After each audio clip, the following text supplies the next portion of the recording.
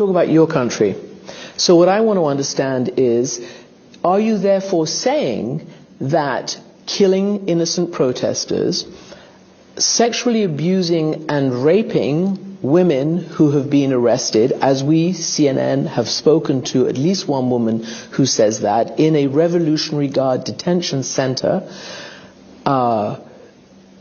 summary trials, mass detentions of peaceful protesters, I'm talking about peaceful protesters now, is that Iran's standard for implementing human rights?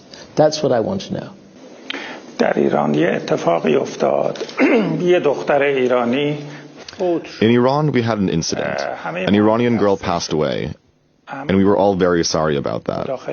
But foreign interference and the Persian language media that are based in the United States and Britain focused their activities on encouraging and instigating the riots and acts of terror. And that's why peaceful protests ended up becoming violent, because of the foreign intervention. To the extent that even Daesh or ISIS exploited the situation to establish a presence in Iran. And I can tell you this, in full confidence, that our police and the security forces in Iran have not killed anyone with bullets or any other means in these riots. In fact, the police, they were not even given permission to use firearms. On the contrary, over 100 police officers were actually attacked by people who had all kinds of firearms and weapons they had procured from the unsafe borders of neighboring countries. They were martyred, and thousands of police were injured, and some foreign elements and the Persian language media that are financially supported and led by them claim that there was a new revolution and claim that a coup d'etat is being staged in Iran. And who is going to lead this?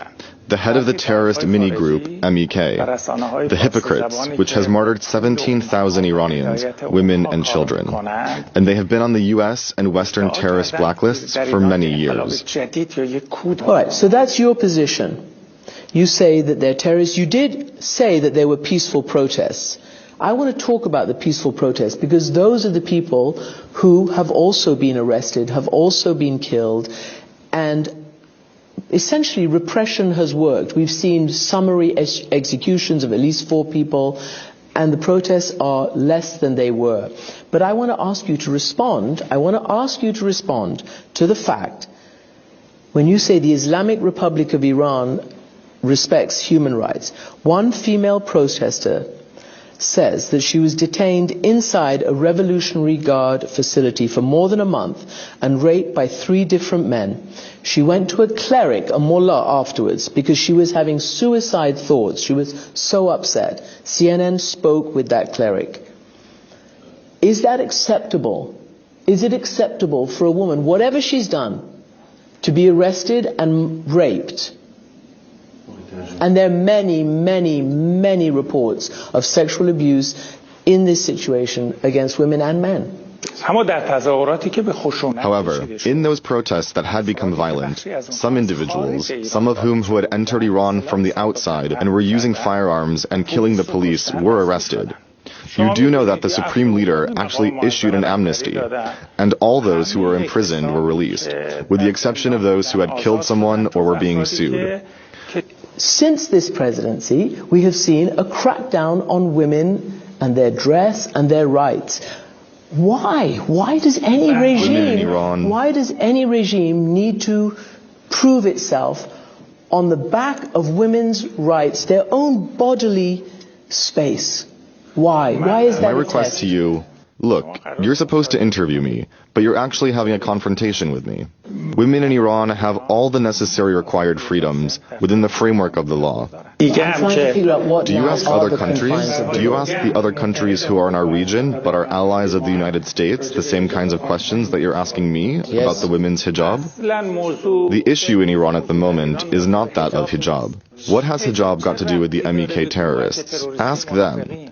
What is this hijab they are wearing? And they are based in Europe and in the United States. And this woman who wanted to come and become president in Iran, why is it that she has established compulsory hijab in her terrorist organization? They are friends of the United States.